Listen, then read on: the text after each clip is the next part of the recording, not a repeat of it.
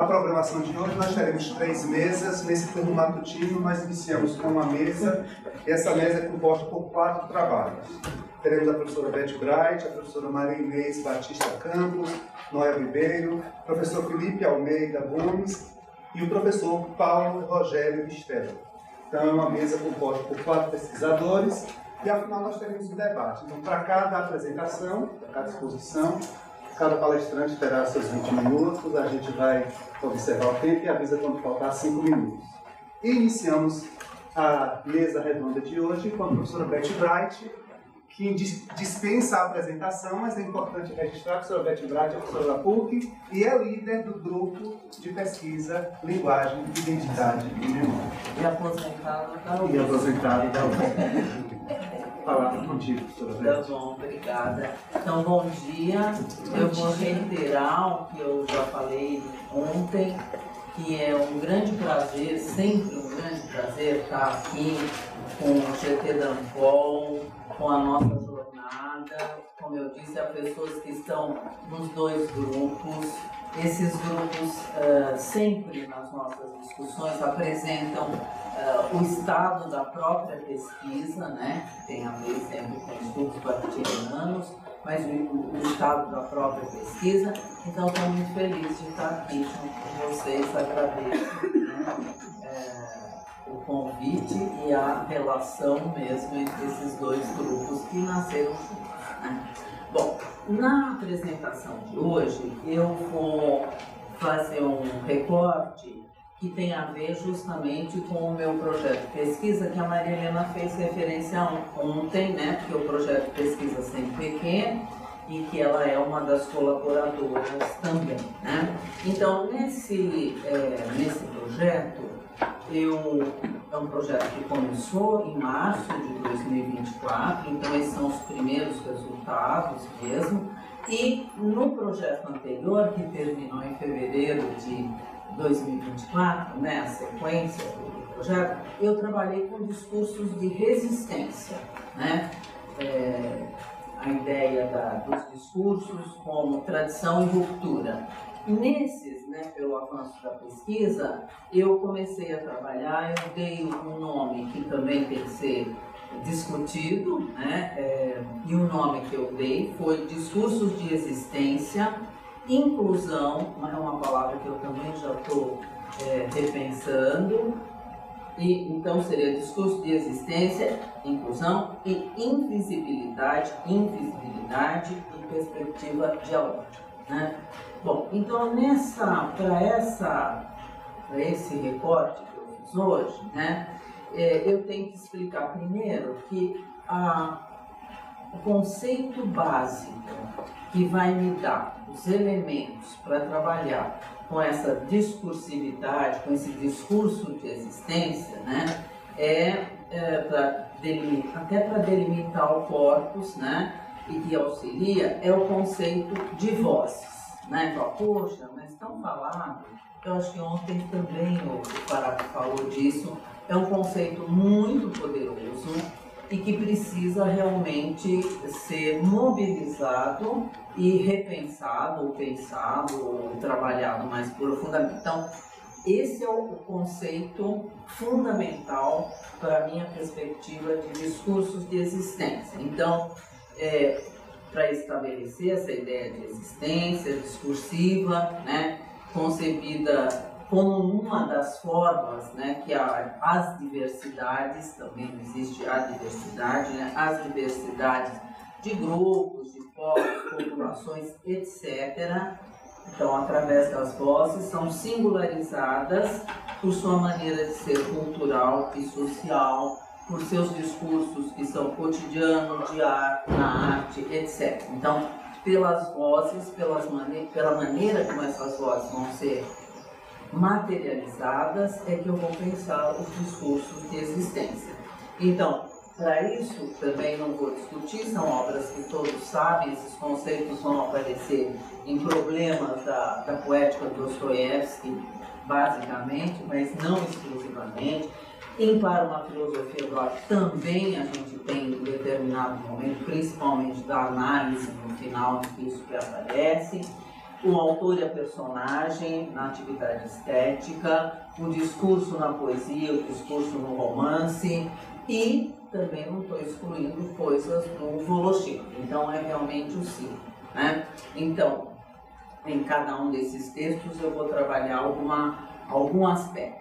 E essas vozes discursivas, resumindo, né, de existência, vão ser tomadas como vozes faladas ou vozes falantes, considerando então que a partir do próprio sujeito discursivo, do seu centro de valores, né, os valores que o animam, e eu já tinha colocado isso, então está aí documentado, o próprio Fará tem uma expressão lá nas ideias linguísticas, né, a questão das vozes, no Faraco também é uma constante, né, em que ele diz que esse sujeito discursivo pelas vozes, ele é um agitado balaio de vozes sociais e seus inúmeros encontros e entrechoques. Então, isso sintetiza um pouquinho, né? E aqui eu escolhi, então, trabalhar com duas obras. Isso é um recorte, e aqui eu trabalho com duas obras, daí eu ter dado o nome de Vozes Femininas, Mitos Imaginários Eróticos. Pode passar mais um, questão,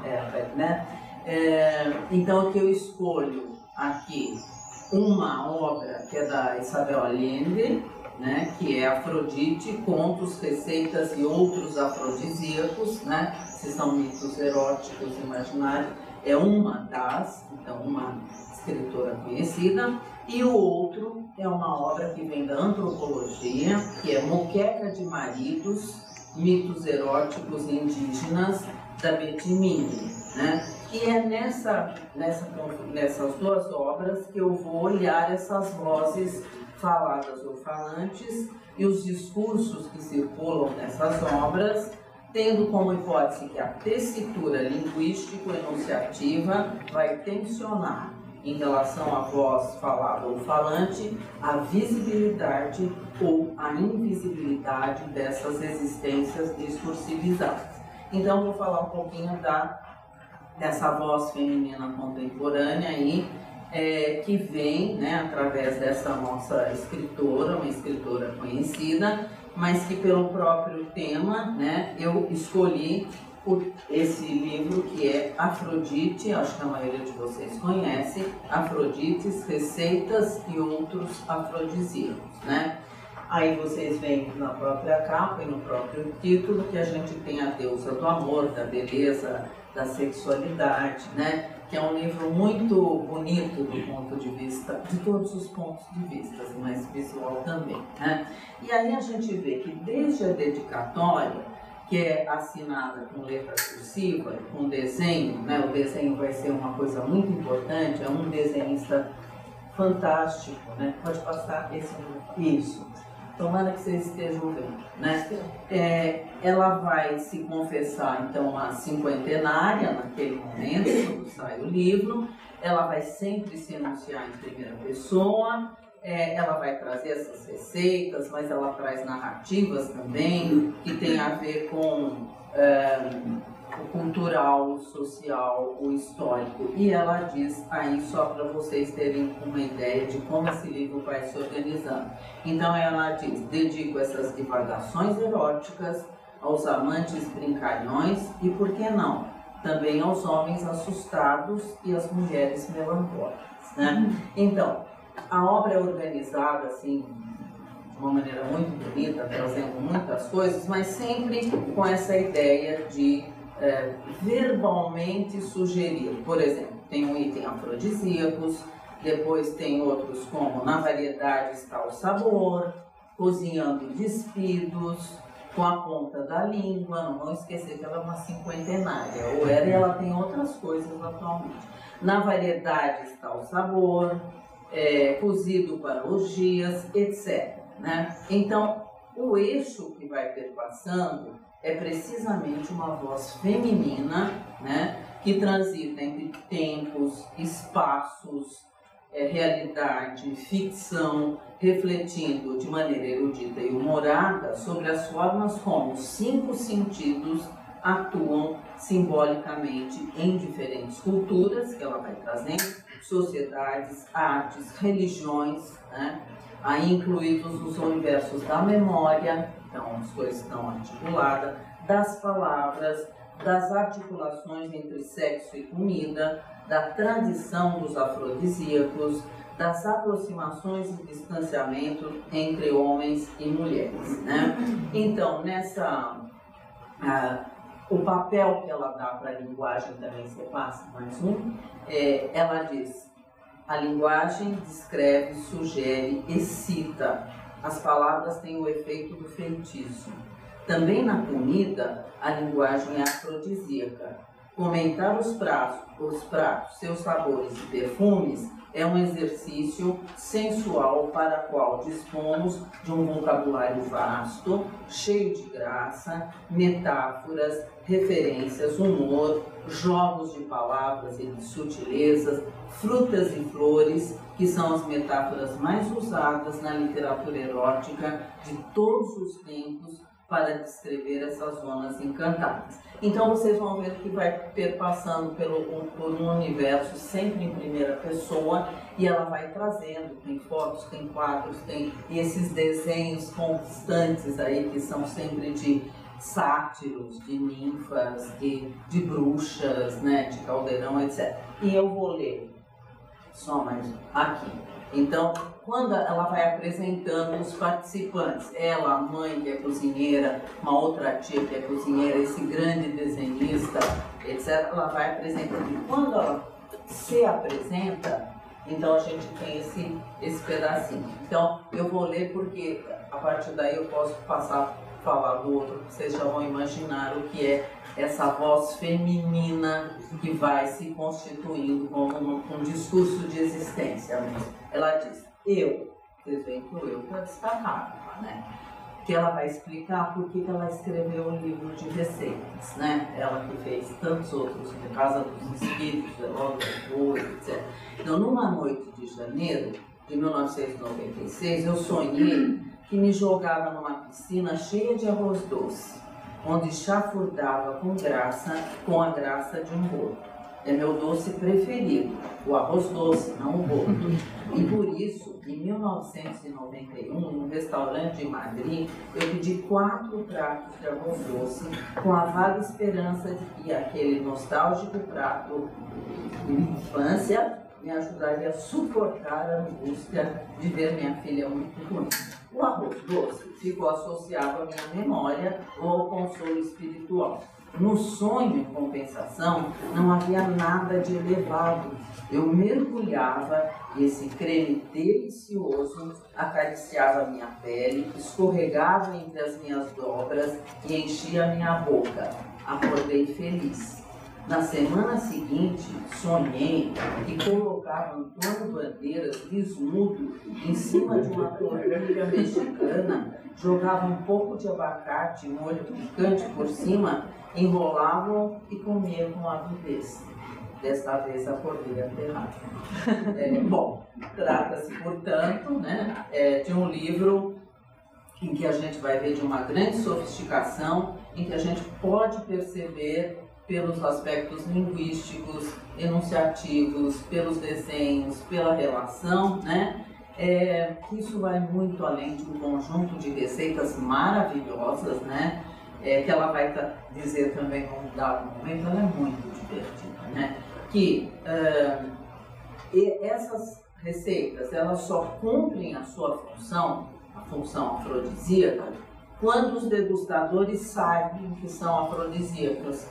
Você tem que dar um jeito deles saber, senão todo mundo vai comer e pronto, né? Então ela fala isso, né? Então a gente vê que aí há um diálogo ativo com vários personagens, da relação do real com o imaginário, da própria ideia do afrodisíaco, né? Como é que ele funciona de verdade, né? E que a gente tem, então, uma voz falante, nesse caso, e que, num certo sentido, ela vai iluminando fantasias erótico-femininas, por vezes invisibilizadas ou atribuídas de forma estereotipada a um determinado tipo de mulher estigmatizada socialmente. Isso misturando, então, em todos os pontos que vão antecedendo as receitas, né? Então, tem um sentido aí também essa ideia de existência. E aí, passamos para a Moqueca de Maridos, ou a imemoriável Guerra dos Pinguelos. Então, aqui a gente mudou de livro, mas não mudou de tema, né? A obra Moqueca de Maridos, que também acho que vocês conhecem, os rapazes não gostam muito de ler, né? E a Moqueca de Maridos da Bette Midler, né? Que numa edição primeira era isso, mitos eróticos, narradores indígenas, né? E na segunda edição ela já vai mudar, que é de 2014, para Moqueca de Maridos, mitos eróticos. Desculpa, na primeira era só eróticos, o indígenas entra na segunda. Mitos eróticos indígenas, de Bette Midler, e narradores, Macurape, Tupari, Guajuru, de Xeromiti, Aricapu e Aruá. Então, é uma coletânea de mitos, de narrativas indígenas, pertencentes a 6 comunidades distintas, um pessoal de Rondônia ali, né? Mas as etnias de Rondônia.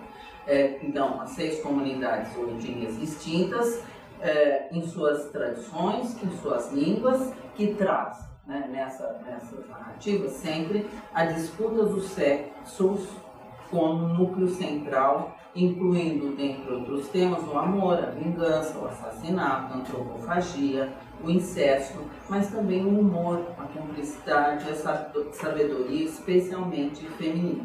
Então a gente tem aí uma obra agora que é uma pesquisa antropológica, né? Nesse mês, vamos ver, passa um pouco. Isso, então, só para dizer, Moqueca de Maridos, então para a gente pensar, a gente vai pensar e relativizar essa ideia do discurso de resistência, foi traduzido, eu levantei e tenho essas, para o inglês, para o espanhol, para o alemão, umas com os nomes mais engraçados, outras, né? 5 minutos. Bom, então, o que interessa aqui? Que eu vou trabalhar, vocês já perceberam que já foi por né? Nessas narrativas, então, tem um trabalho antropológico, quer dizer, tem uma voz feminina, que é a voz da Bette, antropóloga, que vai fazer uma pesquisa sobre isso, então ela vai ter que ir para o campo, escolher os contadores, os narradores, né? Esses narradores vão narrar oralmente, né? E ela vai ter que fazer uma passagem da linguagem oral para a escrita. Então, aí nós só temos um grande, você passa um pouquinho, um grande problema, é um problema, né? Mas é uma maneira de se fazer isso, né? Então, é aí que a gente vai perceber como que isso diz respeito às fronteiras, é uma palavra que apareceu ontem também, as fronteiras existentes entre discursos de inclusão, discursos de existência, visibilidade e invisibilidade. Então, há muitas formas de visibilidade.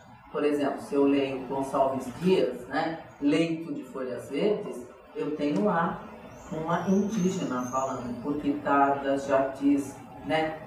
Mas o Gonçalves nunca viu uma tribo, nunca viu. Então, eu posso ter uma voz em primeira pessoa, mas que tipo de... Tem aí uma visibilidade? Tem, mas que tipo de visibilidade? E aqui é muito importante, porque se a cada uma das narrativas, eu escolhi 5 e estou trabalhando com elas, porque são as que têm mulheres, especialmente, ou como narradoras ou como tradutoras, né, ou participando do próprio enredo. Então vocês vão ver que sempre vai aparecer antecedendo, né? Então tem o título e aí a gente tem narradores e aí vem o nome dos narradores, quem narrou oralmente.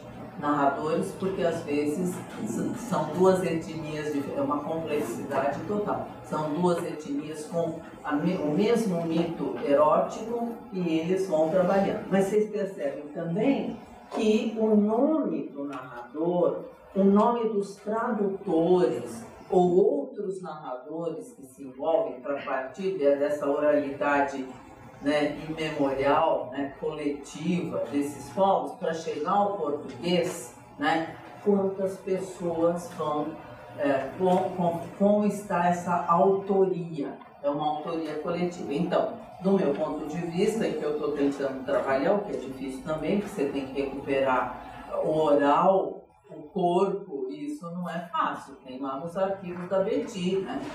Com a Betty, mas que já dá para ver aí que tipo de visibilidade. Na primeira edição, apareciam algumas coisas. Agora, nessa de 2014, então tem um detalhamento em que a gente vai ter, para concluir, antes que você me diga, né, a gente vai ter uma autoria compartilhada. Exatamente, né? Depois eu falo do título, não vai dar tempo, eu posso falar mais um pouquinho do título. Mas é uma autoria compartilhada, explicitamente compartilhada, e que vai mostrando um processo tradutório muito complexo, né? Da maneira como ela é contada oralmente no contemporâneo, né, que foi nesse momento que ela foi trabalhando, quem conta numa determinada língua, de repente um outro transmite para outra língua, de outra etnia, aí ela já escolheu os narradores, ela escolhe os tradutores, é um trabalho antropológico mesmo, né? E como é que chega ao português? Até com correções do próprio português regional, como ela vai dizer. Então é um processo lícito, né? É um processo importante, que dá visibilidade até internacional para os indígenas da região ali de Rondônia, mas que também a gente tem que pensar como é que esse processo tradutório, aí voltam as vozes, né? Que vozes atravessam e constroem esse discurso, né? Muito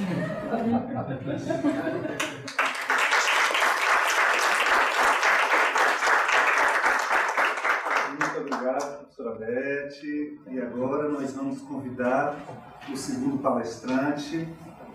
Temos agora com a palavra a professora Maria Inês Batista Campos Noel Ribeiro, com um trabalho intitulado A Polêmica em torno do romance O Avesso da Pele, a leitura sob censura. A professora Maria Inês é professora do Departamento de Letras Clássicas e Vernáculas aqui, do Programa de Pós-Graduação e coordenadora do nosso GT.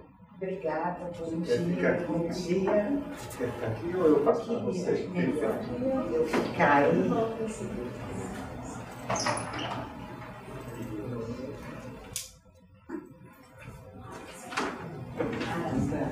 Coordenadora, faltando 5 minutos. Você, por favor. Como sempre. Bom dia. A proposta era polêmica em torno do romance O Avesso da Pele, a leitura sob censura. E eu escolhi começar com uma epígrafe que eu retirei do Avesso da Pele, do Jefferson Tenório. Você sempre dizia que os negros tinham de lutar. É necessário preservar o avesso, você me disse. Preservar aquilo que ninguém vê, porque não demora muito e a cor da pele atravessa nosso corpo e determina nosso modo de estar no mundo.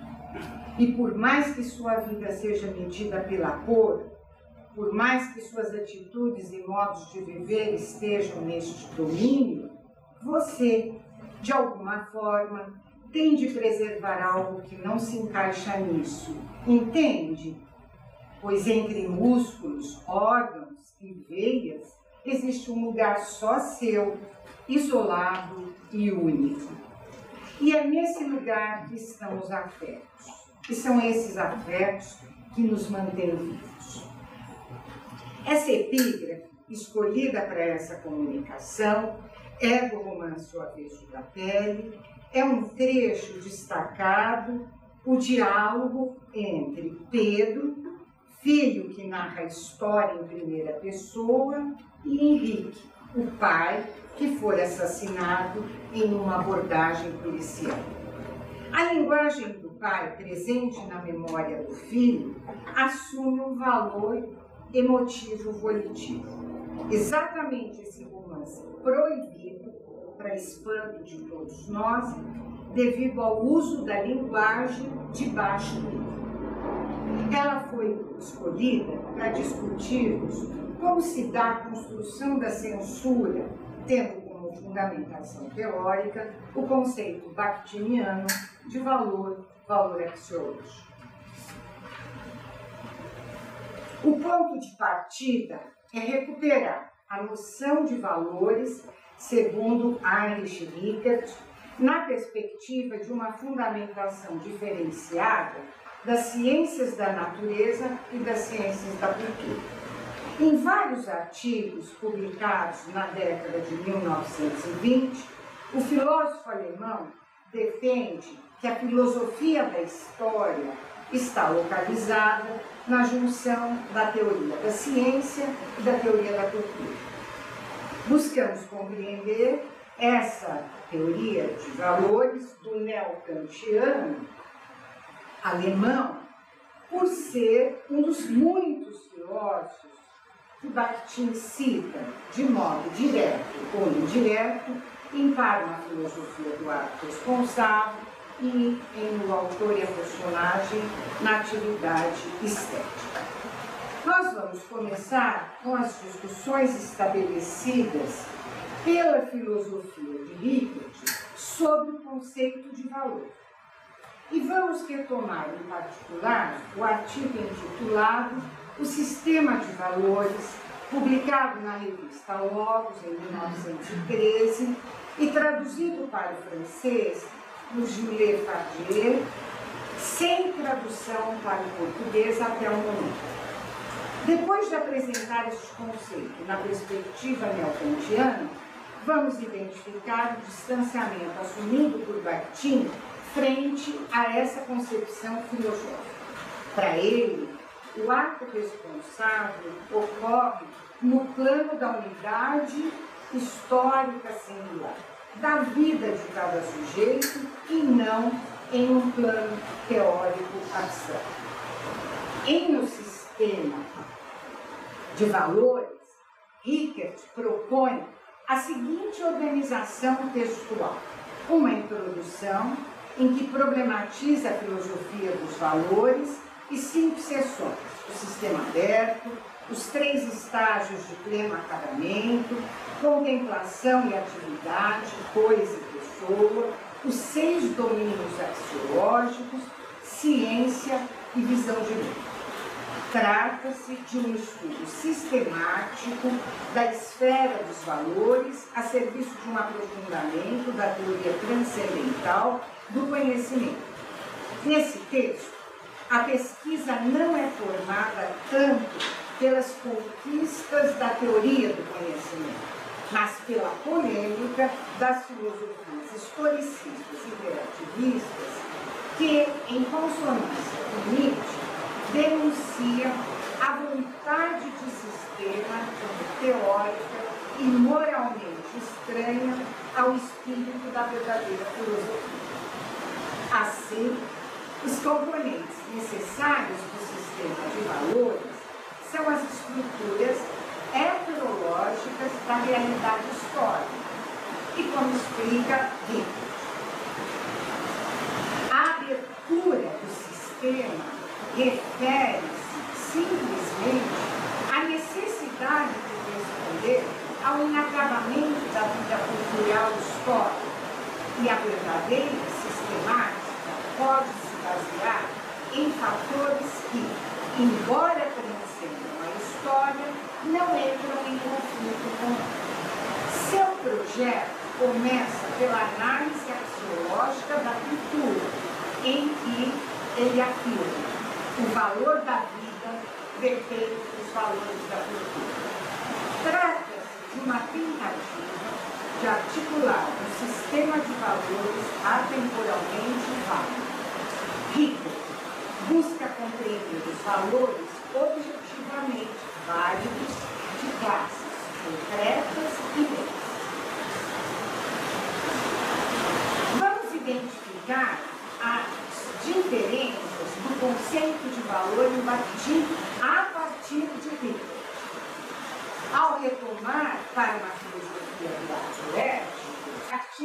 recupera o conceito de dever do filósofo neokantiano e se distancia dele. A tentativa de conceber o dever como a mais alta categoria formal, a afirmação da ação divina, está baseada no equívoco. Nota-se a indicação de uma nota de rodapé em que Bakhtin cita a obra fundamental do Buda, a primeira que ele leva a vida reescrevendo o objeto do conhecimento. Ao indicar a fonte de leitura, oferece a justificativa da sua crítica, explicando que a veridicidade teórica em si, isto é, o fato de ser verdadeiro em si, fere profundamente os conceitos de ato, de responsabilidade e de culpabilidade. A questão do dever remete outra verdade, que é daquela que pensa, não sendo possível tratar do dever teoricamente, mas da verdade teórica e da verdade irredutível. A formulação de Ritter defende a abstração, o teoricismo, o sistêmico, enquanto Bakhtin caminha por uma vida vivida, em contínuo dever. Concorda com a possibilidade de uma dada situação, mas discorda dela pelo mesmo motivo. Quando separamos, Bakhtin, em A Filosofia do Ato, quando separamos abstratamente o conteúdo de uma experiência vivida de sua experiência concreta, o conteúdo apresenta-se a nós como algo absolutamente diferente ao valor, enquanto valor concreto e afirmado. Mesmo um pensamento sobre o valor pode ser separado do ato efetivo de avaliação, conferir Rickert em relação ao valor. É precisamente o tom emocional cognitivo que orienta e realmente afirma o conteúdo sentido dentro de um ser humano. Na argumentação crítica frente a Rickert, Bakhtin defende o papel constitutivo dos valores da cultura, reformulando a ideia de um valor transcendental, universal, puro, fazendo-o decorrer da aceitação, da supremacia de uma ordem racional transcendente. Desse modo, sem jogar fora a validade teórica do juízo como componente necessário, Bakhtin não considera o imperativo categórico. Entende que a vida conhece dois centros de valor, o eu e o outro, em que o mesmo objeto assume diferentes planos valorativos, não de forma fortuita, mas ativa. O centro é a vida vivida singular, irredutível, assumindo a sua responsabilidade frente a seus atos. Para compreender a noção bakhtiniana de valor, escolhemos como objeto de análise a censura imposta ao avesso da pele por uma diretora de uma escola no interior do Rio Grande do Sul. A repercussão foi imediata entre parlamentares e governadores de direita e extrema-direita que consideraram a linguagem, aspas, pornográfica. Na outra ponta, muitos manifestos de repúdio em defesa da leitura da obra literária.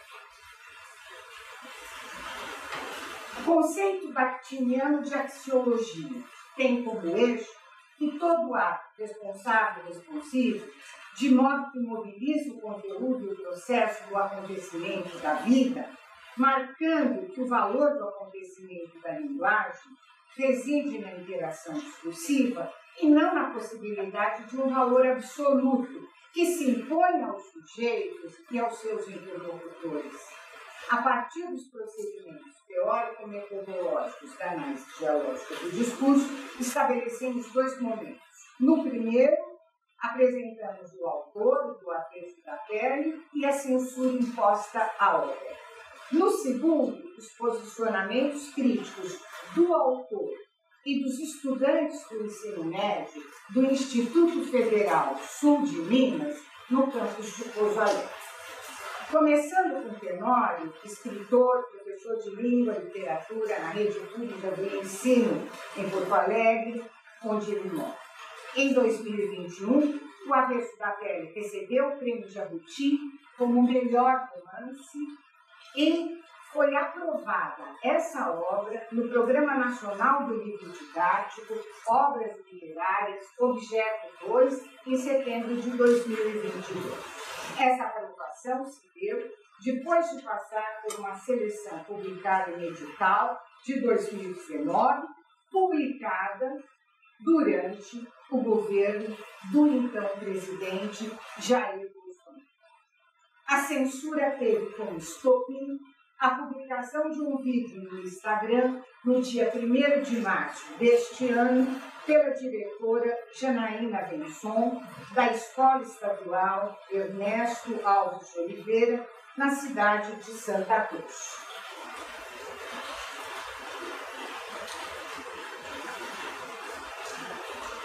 O vídeo, depois das repercussões, foi apagado e as manifestações contrárias exigiam um espaço democrático nas escolas. Então, vamos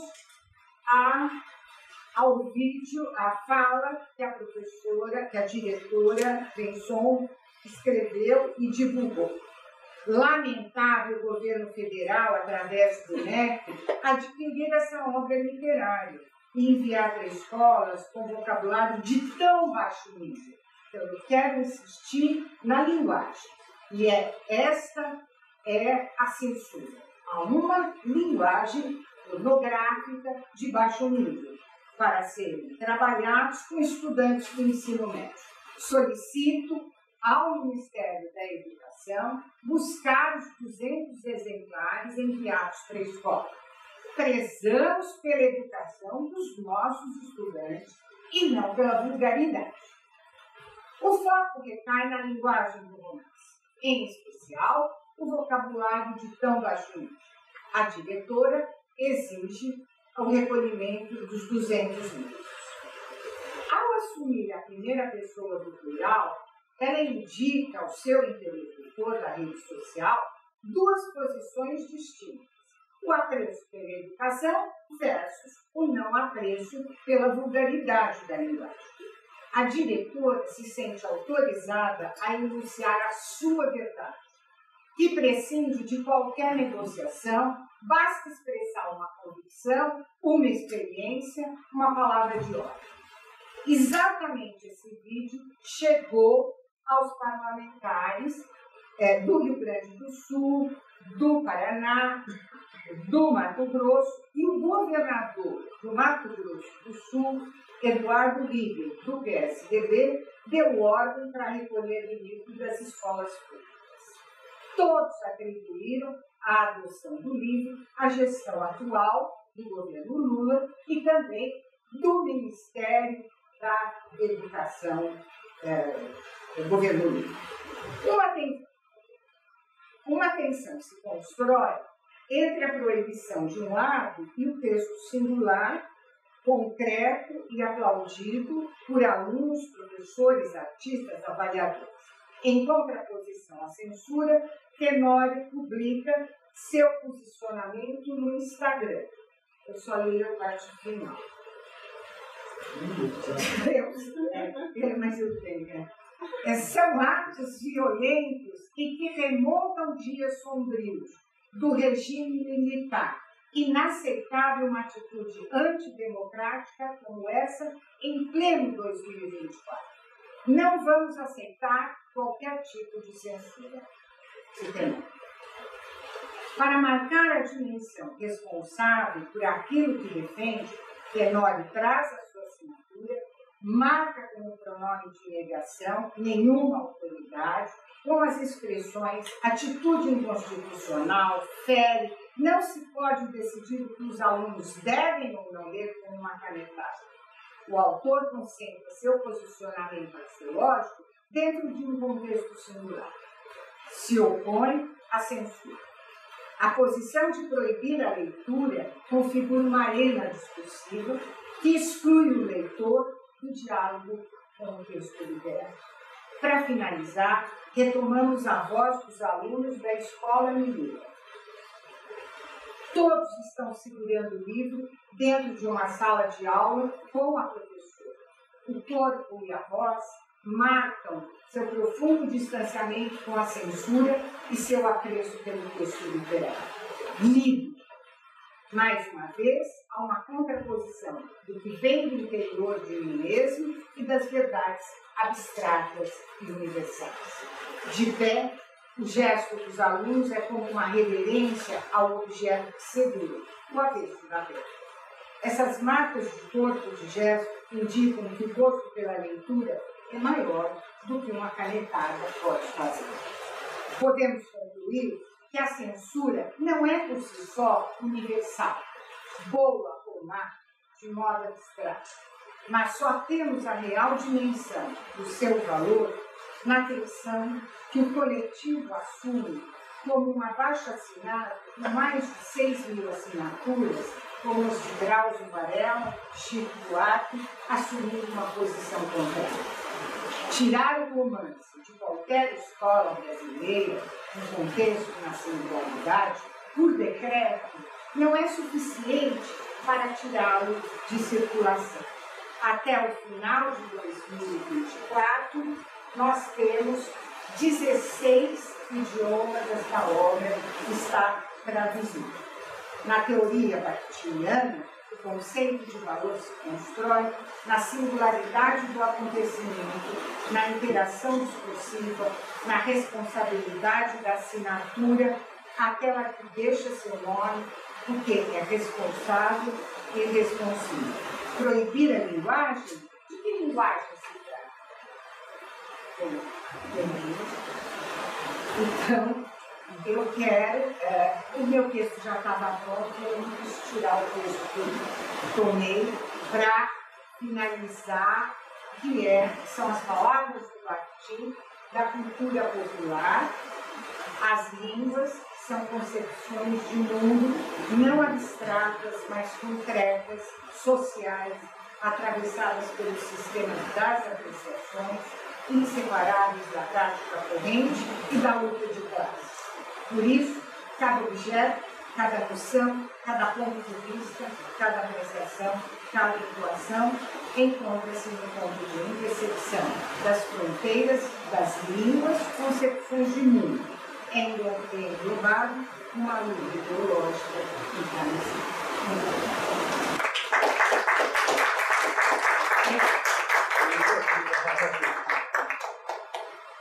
Muito obrigado, Maria Inês.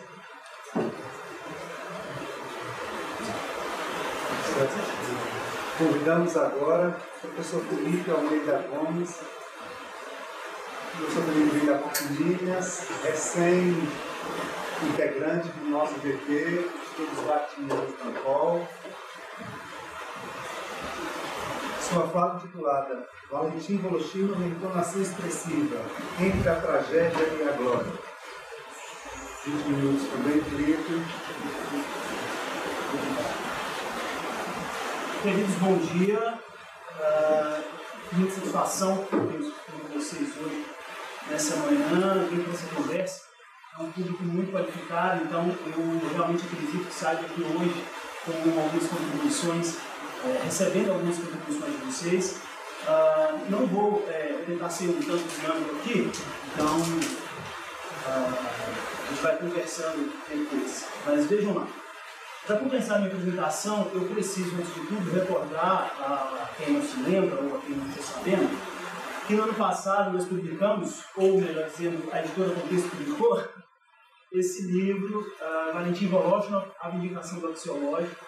Nós tivemos um prazer de ter um prefácio do professor Alberto Paraco, a capa da professora Beth Bright, e ali eu tentei, em alguma medida, apresentar um entendimento de que, no pensamento do Valentim Voloshinov, há uma vindicação do axiológico, ou seja, há um reclame para que se dê ao caráter valorativo, né, um lugar especial na compreensão da linguagem.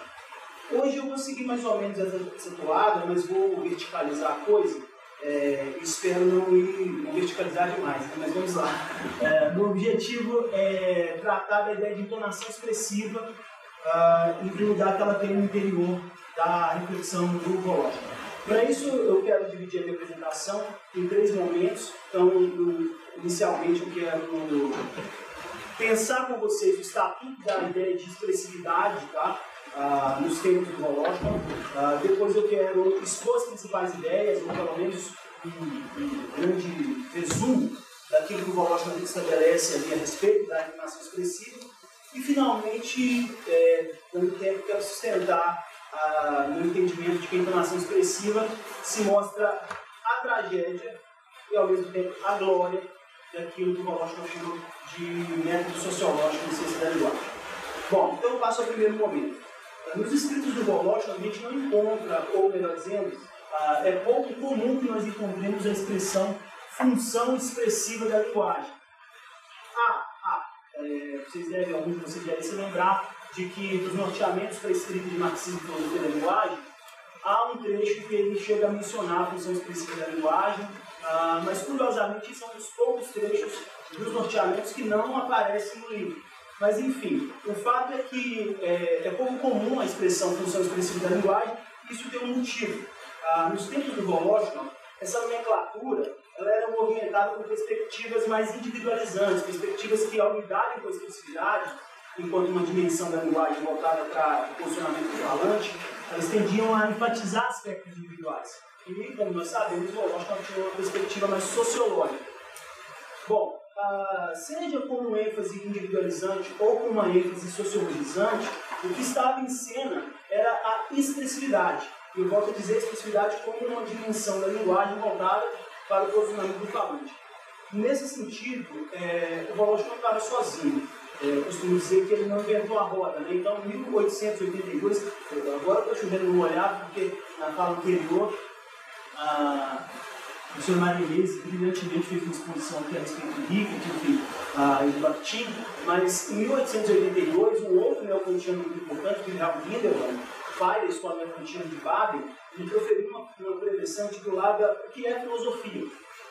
E ali ele faz uma distinção entre juízo e apreciação. Eu vou fazer uma leitura aqui de uma sentença que me parece muito pertinente, para nós entendermos como que o Voloshin e o Bakhtin, eles estavam de fato, numa expressão que é cara para a gente, no simpósio universal. O Windelband diz o seguinte: todas as frases nas quais expressamos os nossos insights, apesar da aparente igualdade gramatical, podem ser divididas em 2 classes distintas: os juízos e as apreciações. E o Windelband continua: na primeira, ou seja, na classe dos juízos, expressa-se a união de 2 conteúdos de representações. Na segunda, ou seja, na classe das apreciações, expressa-se uma relação da consciência julgadora com o objeto apresentado. Continua o Windelband: há uma diferença fundamental entre as 2 frases essa coisa é branca e essa coisa é boa, embora a forma gramatical dessas 2 frases seja praticamente a mesma. Em ambos os casos, segundo a forma gramatical, um predicado é atribuído a um sujeito. Perfeito? Mas, continua o Windelband, mas em um caso, ou seja, no caso do juízo, esse predicado ele é uma determinação contida em si mesmo, tomada de conteúdo que é apresentado objetivamente. Agora, no segundo caso, no caso das apreciações, o predicado é uma relação que aponta para uma consciência assentada numa finalidade. Aqui eu finalizo minha menção ao Windelband. Bom, sendo bem preciso, o Windelband estava afirmando que há 2 categorias de enunciados: aqueles que representam o mundo e aqueles que avaliam o mundo representado.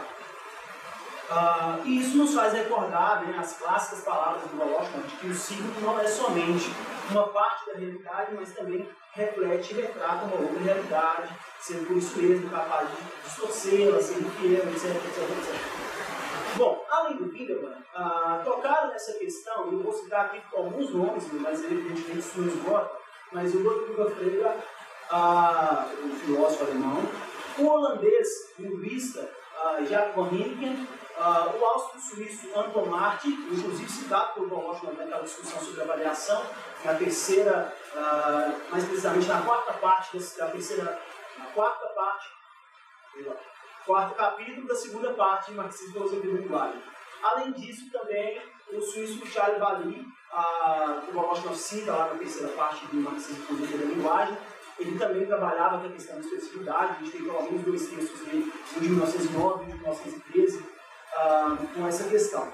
A terminologia entre todos esses autores não é sempre a mesma, mas quando a gente olha e observa de perto, o conjunto de termos estava sempre indicando que, na medida em que o homem é um ser que valora, o falante tende a movimentar na língua, ou se nós quisermos usar uma outra fraseologia, o falante tende a expressar por meio da língua uma série de emoções, sentimentos e atitudes, sejam eles relativos a si mesmo, aos seus enunciados, aos seus interlocutores ou ao mundo de modo mais geral. Nas obras do Voloshin, essa função expressiva da linguagem ela se ligou ao conceito de avaliação social, que seria algo como uma carga valorativa que é construída interindividualmente e atribuída aos eventos, aos fenômenos e objetos do mundo. No Marxismo e Filosofia da Linguagem, Voloshin chega a dizer lá que não há enunciado sem avaliação, chega inclusive a dizer que se nós tentarmos se considerar, se nós tentarmos encontrar a significação sem a avaliação, nós incorremos no risco de ontologizar a significação. Ou seja, destituir o significado de toda a historicidade, né, que é própria do significado. Um ponto importante é que a avaliação social para o Voloshin, ela permite sociologizar, né, o caráter criativo da linguagem, que o Wilhelm von Humboldt vinha defendendo, e também, só que o Humboldt tinha uma perspectiva idealista, também uma perspectiva idealista com a Vosla, né, com a ideia de gosto linguístico. Então, a ideia de avaliação social permite sociologizar tudo isso. Bom, e um dos pontos recorrentes e mais importantes da reflexão do Voloshin sobre a avaliação social é a afirmação de que a mais plena expressão da avaliação social é a entonação expressiva. E é aí que eu entro naquilo que talvez seja o principal ponto que eu quero abordar. Todos nós sabemos que, quando a gente enuncia de maneira oral, os nossos enunciados eles dão um contorno prosódico, né? Tem uma linha melódica. Isso é essencial. Essa linha melódica, o contorno prosódico, há ainda uma certa variação do modo como os especialistas da área chamam, mas essa linha melódica é um dos recursos que nós empregamos para nós estabelecermos o enquadramento estrutural do nosso enunciado.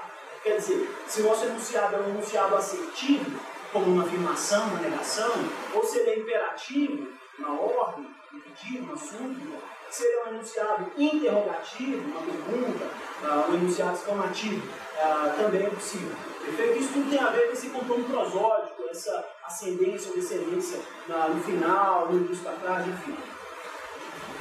O Medvedev, lá no método formal, ele vai dizer, ou pelo menos ele parece ter pensado essa linha melódica como sendo uma entonação sintática. E ele chega a contrapor a entonação sintática a uma entonação expressiva. E diz lá que a entonação sintática é mais estável do que a entonação expressiva. O Bakhtin, no gênero do discurso, ele parece considerar que essa linha melódica, esse contorno prosódico que eu venho mencionando, é uma entonação gramatical. E o Bakhtin contrapõe essa entonação gramatical a uma entonação genérica, quer dizer, gênero, e uma entonação expressiva. E há algo peculiar no Bakhtin, que é o seguinte: ele assume que a entonação gramatical ela incide somente sobre a oração, aquela distinção oração e enunciado. Ele diz que quando se passa da oração para o enunciado, você tem então uma entonação expressiva. Bom, por uma questão cronológica, a discussão do Voloshin com esses dois colegas só pôde acontecer de fato, pelo menos textualmente, com o Medvedev, porque o texto do Bakhtin ele surge após o falecimento do Voloshin. Mas o fato é que nessa interação com o Medvedev, o Voloshin contestou o Medvedev e alegou que não há entonação sintática. Então vejam, para o Voloshin, essa linha melódica, eu acho isso aqui interessantíssimo, para o Voloshin, essa linha melódica que estabelece o enquadramento estrutural dos nossos enunciados, contorno prosódico, que o Medvedev chamava de entonação sintática, que o Bakhtin chamou de entonação gramatical, o Voloshin vai dizer lá sobre as fronteiras da poética e da linguística, ele vai dizer que são condições linguísticas da entonação de qualquer enunciado lido ou ouvido. É basicamente uma condição material, você não consegue enunciar sem aquilo. Para o Voloshin, quando nós temos em mente essa linha melódica, não cabe falar de uma entonação, seja ela sintática ou gramatical, mas sim de um acabamento sonoro. Essa é uma expressão que vai aparecer lá no Marxismo e Filosofia da Linguagem. Quer dizer, essa linha melódica, esse contorno prosódico é um acabamento sonoro e não um traço da posição valorativa de quem fala. Ok? Para o Voloshin, se nós quisermos falar de entonação mesmo, nós temos que considerar que ela é sempre expressiva, portanto ela é algo que ocorre somente no enunciado concreto, que é onde o falante pode manifestar variações sociais.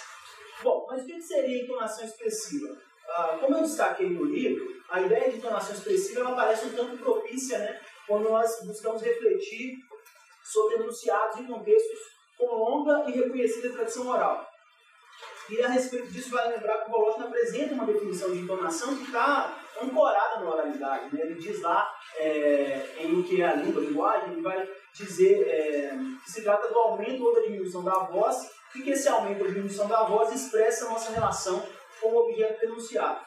Quanto a essa definição do Voloshin, é preciso ter em mente que a entonação expressiva ela incide sobre as palavras do enunciado, tá? Ou seja, sobre as unidades lexicais que nós escolhemos para compor o enunciado. E é por essa razão que no mesmo enunciado nós podemos observar presentes ali variadas entonações expressivas. E quanto mais longo for o enunciado, a gente poderia pensar num artigo científico até menos, mas especialmente no artigo de opinião, você consegue observar uma diversidade de entonações. Bom, pensando na ideia de acabamento sonoro, então, nós poderíamos dizer que o enunciado, na sua totalidade, ele precisa ser realizado assertivamente, imperativamente, interrogativamente, exclamativamente. O Goldwich pensa que são só três essas formas, mas enfim, isso aí está aberto à discussão. Agora, pensando na entonação expressiva, a gente poderia dizer que a palavra, a unidade lexical, enquanto uma parte do enunciado, ela precisa ser definida como cômica ou como séria, como de admiração ou como de desprezo, como de resignação ou como sendo de revolta, de alegria ou de tristeza, etc. Se o acabamento sonoro ele tem que ficar explícito na interação social, parece que a gente não pode dizer o mesmo da entonação expressiva. Nas práticas orais, muitas vezes o que ajuda a determinar a entonação expressiva são os movimentos corporais, os gestos, as expressões faciais, mas a grande pergunta é, e na escrita? Como que a gente determina a entonação expressiva? Para usar aqui um termo do Guimarães Rosa, eu vou colocar essa pergunta em linguagem de dia de semana. Nas práticas escritas, qual é o principal rastro a ser deixado para que o outro possa perceber a nossa comicidade ou a nossa seriedade, a nossa admiração ou o nosso desprezo, a nossa resignação ou a nossa revolta, etc. Bom, para ser bem direto, eu diria que o principal rastro a ser seguido para se perceber a comicidade, a seriedade, a admiração, desprezo, resignação, revolta, citado nas palavras do determinado enunciado escrito, é a parte extraverbal do enunciado.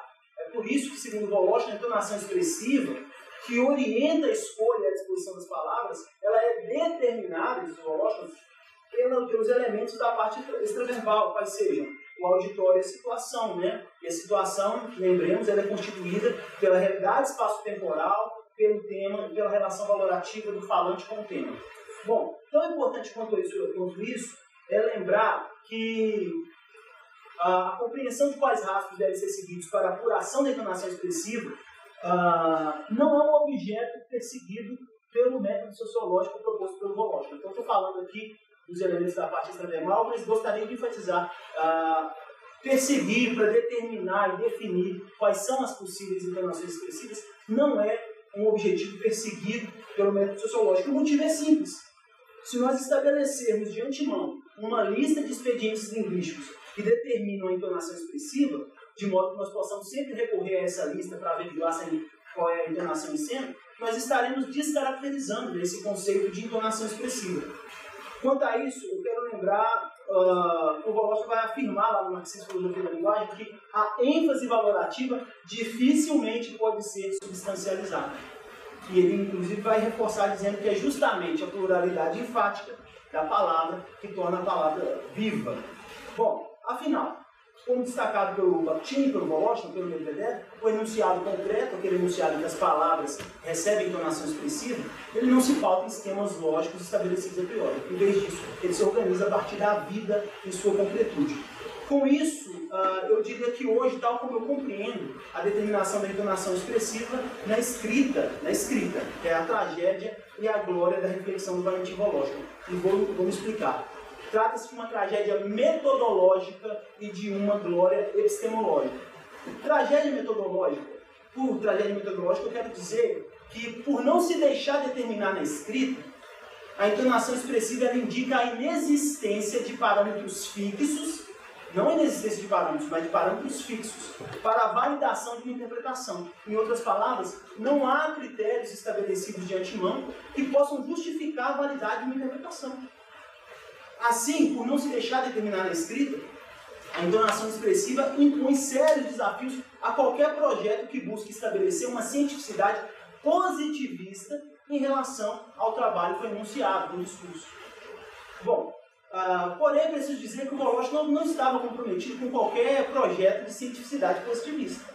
Por isso, nós podemos falar, então, de uma glória epistemológica. Ao não se deixar determinar na escrita, a entonação expressiva indica a impossibilidade de se tolher a heterogeneidade das interpretações e, consequentemente, a entonação expressiva coloca o trabalho com o enunciado, com o discurso, ao abrigo de toda a investida positivista. Em resumo, eu diria que o conceito de entonação expressiva ele não permite pensar em parâmetros fixos para a validação de uma interpretação. E isso que poderia ser visto como uma tragédia, especialmente se a pessoa tem uma perspectiva científica mais positivista, não necessariamente é uma tragédia, porque essa aparente tragédia reflete a realidade da heterogeneidade das interpretações e resguarda o trabalho como enunciado de uma orientação positivista. Para finalizar, eu quero dizer que, do meu ponto de vista, tudo que foi exposto aqui, correndo, né, nos convida a entender que a entonação expressiva é um conceito muito pertinente para nós ressaltarmos, especialmente nas práticas didáticas, a ideia aristotélica de que nem toda racionalidade é apodítica, ou seja, nem toda racionalidade é pautada em experimentos e demonstrações. Há uma racionalidade dialética aqui estou sendo aristotélico, né? Aquela que se pauta no debate dos pontos de vista. Uma racionalidade que tem como berço aquilo que o professor Candor Fará tem chamado de a circulação polêmica dos discursos sociais. Uma racionalidade que, para usar os termos do Bakhtin, é proveniente da heterodoxia dialogizada. Por hora, é isso que eu tenho a dizer. 19 minutos. Corri, deu certo. Muito obrigado.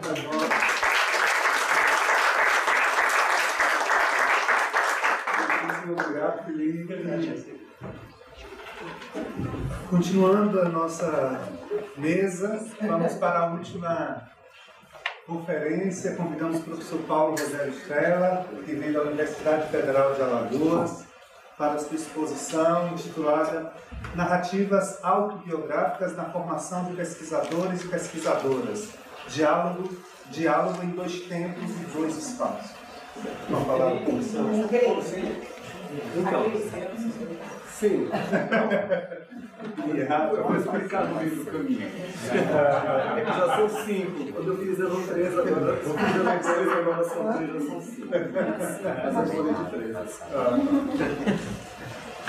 Tá, eu agradeço a oportunidade de poder falar com vocês nesse evento tão interessante, tão profundo, né, tão maravilhoso, né, para a gente poder dividir essas experiências. Bom, eu vou começar com uma citação. Está no Voloshin, né? A significação é um efeito da interação entre o falante e o ouvinte no material de um dado conjunto sonoro. É uma faísca elétrica surgida apenas durante o contato entre os polos opostos. Essa comunicação é a primeira aproximação teórica relacionada a alguns estudos a que venho me dedicando acerca da relação entre pesquisa e pesquisador na formação de pesquisadores. Nesse momento, são apenas fragmentos de um pensamento que está se construindo em diálogo com a teoria oferecida pelo Ciro. Não sei ainda se poderei chamar esses estudos de uma metodologia de viés dialógico. Ainda está muito instável, né? Por exemplo, lendo e relendo esse texto, eu já mudei, descobri que não são 2 tempos em 2 espaços, mas 3 tempos e possivelmente mais. Né? A formação de professores é algo a que me dedico há mais de 30 anos, 15 deles em nível de pós-graduação. Do meu ponto de vista, a formação deve promover a mudança de perspectiva sobre si. Isto é, o professor em formação, a quem eu denominarei momentaneamente de professor pesquisador, deve voltar-se a si mesmo de forma reflexiva, com vistas à própria mudança. Entendo a reflexão do ponto de vista da tensão entre 2 pontos de vista na produção dos sentidos. Em outras palavras, não adianta ter o domínio de técnicas de ensino, formas de melhor lidar com conteúdos, etc., se o professor pesquisador não tiver passado por um processo tenso que envolve tanto o formado quanto o formador. Mais um trechinho do meu diálogo. Eis porque a experiência discursiva individual de qualquer pessoa se forma e se desenvolve em uma interação constante e contínua com os enunciados individuais dos outros. Em certo sentido, essa experiência pode ser caracterizada como um processo de assimilação mais ou menos criador das palavras do outro, e não das palavras da língua. Nosso discurso, isto é, todos os nossos enunciados, inclusive as obras citadas, é pleno de palavras dos outros, de um grau válido de alteridade e de assimilabilidade, de um grau válido de aperceptibilidade e de relevância. Apoio-me aqui em 3 autores que tratam da questão da reflexão e da assimilação, da reflexão e da assimilação. Paulo Freire, Augusto Conte e Martim. Em Paulo Freire destaca o sentido de escuta, termo bastante discutido pelo autor em vários artigos, e eu escolhi um deles, chamado Alfabetização de Adultos e Bibliotecas Populares, uma introdução. Está num livro publicado Importância de Ler, pela Cortez, 2017. Para Freire, a escuta se relaciona ao dever e ao direito de cada um de falar e de ouvir. Isto é, como professores, temos o dever de ouvir as experiências daqueles que se aproximam de nós, pois estes devem ter o direito à palavra, que muitas vezes lhes é tolhido. As experiências formam a identidade e o caráter de cada um, e muitas vezes essa possibilidade de compartilhamento das experiências é apagada em favor de valores repressivos que se manifestam de várias formas. Ao mesmo tempo, ter o dever de ouvir implica diretamente o direito de falar também, de responder. Para isso, o autor faz uma distinção entre falar a e falar com. Para Freire, falar a preserva e reproduz as estruturas de poder, pois diminui a possibilidade do outro de se manifestar com as palavras. Do ponto de vista dos processos formativos, falar a implica uma certa arrogância do formador em relação àqueles em formação, pois desconsidera as experiências desses outros. Falar a impossibilita o compartilhamento imediato das experiências, pois a interação é mínima, já que não se espera dos participantes que se coloquem frente ao palestrante. Para Freire, o contraponto é falar com, isto é, ouvir democraticamente o outro, compartilhar as experiências.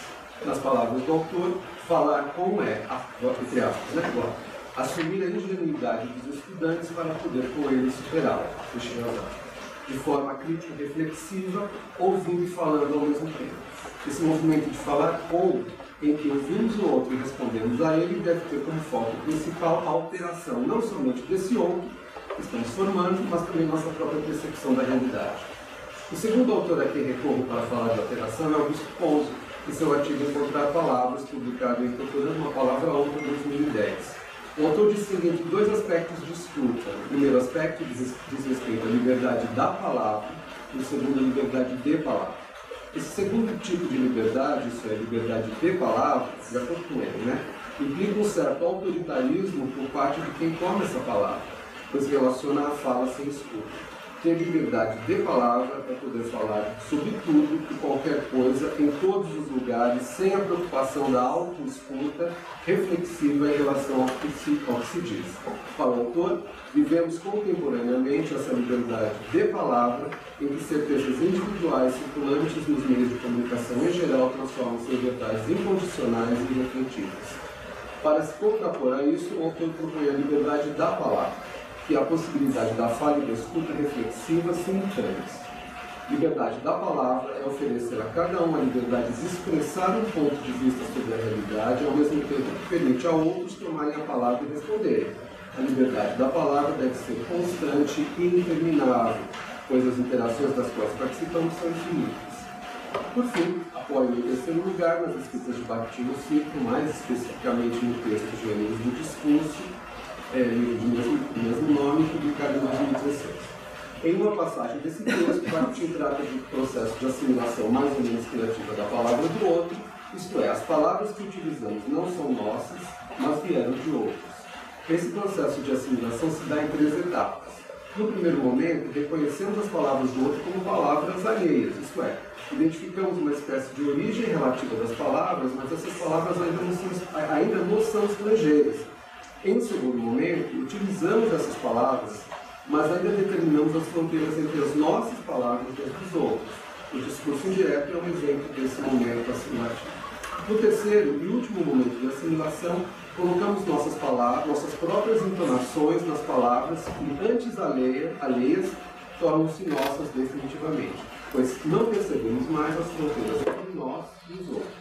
A assimilação ativa e criativa das palavras do outro, que faz parte de nós, alterando-nos de alguma forma. Mais um diálogozinho. Sem essas narrações, os outros, minha vida não só seria desprovida de plenitude, de conteúdo e de clareza, como ainda ficaria interiormente dispersa, sem a unidade biográfica axiológica. Utilizo esse processo reflexivo, assimilativo e criativo na formação dos meus alunos, em seus diversos níveis. Para tanto, metodologicamente, lanço mão de narrativas biográficas e autobiográficas como poderosos instrumentos na construção do processo de pesquisa, visando a formação do professor-pesquisador. Jerome Bruner, em seu artigo Life as Narrative, 2004, chama nossa atenção para a importância das narrativas autobiográficas como forma de acesso às reinterpretações e representações a respeito do mundo dos autobiografados. Para o autor, a capacidade de narrar e de se narrar é constitutiva dos seres humanos, tornando-se um instrumento importante para a observação das reconstruções da realidade percebidas por pessoas distintas. A imprevisibilidade e a instabilidade são 2 características desse processo de narração, pois o que se busca são as reelaborações cognitivas de cada um a respeito de um dado da experiência e não um espelho exato de uma dada realidade, o que de certa forma é impossível. Para Bruner, as narrativas biográficas e autobiográficas contêm uma dupla face. De um lado, elas apresentam um ponto de vista individual a respeito de um dado aspecto da experiência vivida, e de outro lado, são constituídas por valores coletivos que produzem sentidos para as experiências individuais, pois o modo que percebemos o mundo, representarmos as experiências e construirmos perspectivas acerca da realidade são individuais e ao mesmo tempo coletivas. Desse modo, a possibilidade de produção de narrativas autobiográficas e autobiográficas atinge tanto o narrador quanto os interlocutores visados pela narrativa. Bakhtin trata do acabamento artístico da personagem em relação à sua existência concreta, a que denomina de diretriz semântica da personagem. Essa forma de pensar a personagem em relação ao autor estabelece uma separação axiológica entre ambos. Em outras palavras, a relação entre autor e personagem nos textos biográficos e autobiográficos trabalhados por Bakhtin parece se aproximar e até complementar a noção de narrativas biográficas e autobiográficas do Bruner. Mais um trechinho. A capacidade de ver o tempo, de ler o tempo em todo especial do mundo, e por outro lado, o todo espacial do mundo, e por outro lado, de perceber o preenchimento do espaço, não como um fundo imóvel, um dado acabado, de uma vez por todas, mas como toda informação, como um acontecimento, é a capacidade de ler os indícios do curso do tempo em tudo, começando pela natureza e terminando pelas regras e ideias humanas e até conceitos abstratos. Em O Tempo e o Espaço nas obras de Goethe, na obra Estética da Criação Verbal, Bakhtin discute o que denomina de possibilidade de enxergar os vestígios do tempo em determinado espaço. Somente um observador posicionado na singularidade de seu próprio existir é capaz de enxergar os traços de tempos no espaço em que está situado, implicando que diferentes observadores no mesmo espaço enxergam diferentes vestígios do tempo em fluxo. Ressalto 3 características dessa relação entre singularidade do existir e interação com o espaço e o tempo. São elas. 1. O espaço não é um fundo móvel, mas contém em si indícios de outros espaços. O observador deve conhecer a diversidade de espaços no espaço que se insere. 2. O passado e a informação estão marcados vivamente no presente e informação. O tempo visto no espaço deve ter um poder eficaz e criador. O observador reconhece o passado no presente, percebe esse passado, mas não o coloca insularmente no tempo. Dá-lhe novos sentidos pelo seu posicionamento no presente. O ponto de partida 3. O ponto de partida para a produção de sentidos pelo observador é seu lugar concreto e singular.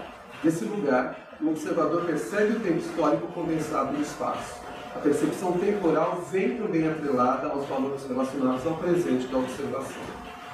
Na reflexão proposta por esta comunicação, interessa-nos refletir sobre 3 possíveis eixos espaço-temporais que constituem o processo formativo do professor-pesquisador. O primeiro eixo espaço-temporal, acontece quando o professor-pesquisador, em momento posterior ao evento aula, reflete sobre essa aula por meio da produção de um diário reflexivo acerca do ocorrido durante o tempo de instrução com os alunos. O professor, ao terminar a aula, já distanciado espacialmente e temporalmente do evento aula, reflete sobre o ocorrido, rearranjando os dados daquela realidade de forma a produzir sentido para si e para os possíveis outros leitores dos diários. Nesse primeiro movimento, professor-pesquisador estão juntos, com ênfase na identidade do professor. No segundo momento, o pesquisador precisa tomar decisões acerca do material coletado. A principal delas é o recorte dos dados e, em decorrência disso, muitas questões aparecem. Podemos citar, por exemplo, os seguintes questionamentos que fazem. Qual a diferença entre aula e os dados coletados? Como se recortam os dados se tudo faz parte da aula? E a questão mais importante, quem sou eu, professor ou pesquisador? Qual a diferença entre um e outro? Bakhtin, em 2017, em fragmentos dos anos 70 a 71, página 40, diz que a primeira tarefa na compreensão de uma obra artística é compreender a obra como a compreendia o autor, aspas, sem sair dos limites da compreensão dele, fechando. E complementa dizendo que a solução dessa tarefa é muito difícil, costuma exigir a mobilização de um imenso material, fechando. Normalmente, nesse instante do processo de pesquisa, o professor se encontra às voltas com uma profusão de materiais, além do diário reflexivo. Ele tem os planos de aula, os documentos oficiais, internos, externos da escola, livro didático e outras coisas. Por isso, esse segundo eixo espaço-temporal exige uma mudança de perspectiva do professor-pesquisador, pois esse não é mais o professor que deu sua aula, mas um observador distanciado temporal e espacialmente da própria aula. Ele começa a se tornar um pesquisador. Ele enxerga o tempo passado no concreto dos dados coletados e tenta ressignificar a sequência educativa. A aula já é um ponto distante do passado, e o que se constitui nesse segundo eixo espaço-temporal são textos acerca do momento do tempo que se foi. A aula já é um ponto... o momento do tempo que se foi. Bakhtin, no capítulo A Forma Espacial da Personagem, o autor e personagem na atividade estética, página 67, nos ensina que a contemplação do outro implica a não coincidência de horizontes. Nas palavras de Bakhtin, isso acontece, aspas, porque qualquer situação de proximidade que esse outro que contemplo possa estar em relação a mim, sempre verei e saberei algo que ele, da sua posição fora e diante de mim, não pode ver. Fecha. A formação do pesquisador deve permitir necessariamente esse afastamento e reposicionamento de horizontes. Isto é, do horizonte do professor composto pela sala de aula, os materiais, os planos, etc., para um horizonte do pesquisador, composto por dados constituídos, reconstituídos. O tempo e o espaço já não coincidem com a sala de aula, com a escola, com a circulação de pessoas. São narrativas produzidas em outro tempo e outro espaço, e por que não dizer como um outro eu. Passamos agora ao terceiro e último momento da formação, no constante movimento do eixo espaço-pessoa, a relação do pesquisador-professor, antes era professor-pesquisador, com seu material de pesquisa se torna outra. O pesquisador-professor, sentado à frente do computador visualizando seus dados, deve tornar-se o outro de si. De acordo com Bakhtin, ainda em Autoria do Herói, no capítulo que trata da biografia e autobiografia, esse pesquisador-professor se encontra em outro contexto axiológico. Portanto, o eu para mim não deve coincidir com o eu para mim presente. No momento concreto, o eu para mim, pesquisador, não deve coincidir com o eu para mim no momento concreto da coleta de dados. Desse outro lugar onde o pesquisador e o professor se encontram, a aula e o professor, ele mesmo, no tempo passado, tornam-se um outro para mim, o que impossibilita a coincidência de valores entre os dois eixos de espaço-tempo-pessoa. A escrita do texto acadêmico se constitui nessa relação do outro para mim, isto é uma reconstrução situada e reavaliada axiologicamente do tempo histórico que se foi. Como explica Bakhtin na página 222, aspas, qualquer memória do passado é um pouco estetizada. Fecha. Esse é o modo de escrita da pesquisa. Uma memória estetizada situada no presente do professor, que vagarosamente e com muita luta se torna pesquisador. Assume e ganha assim uma outra identidade. Vou terminar agora só com a última citação, é bem batida, mas eu acho que é muito importante. Se concebe o texto no sentido amplo, como qualquer conjunto coerente de signos, a ciência das artes, a musicologia, a teoria e a história das artes plásticas opera com textos, as obras de arte. São pensamentos sobre pensamentos, vivências das vivências, palavras sobre palavras, textos sobre textos. Nisto reside a diferença essencial entre as nossas disciplinas humanas e as naturais, sobre a natureza, embora aqui não haja fronteiras absolutas e impenetráveis. Onde não há texto, não há objeto de pesquisa. É isso.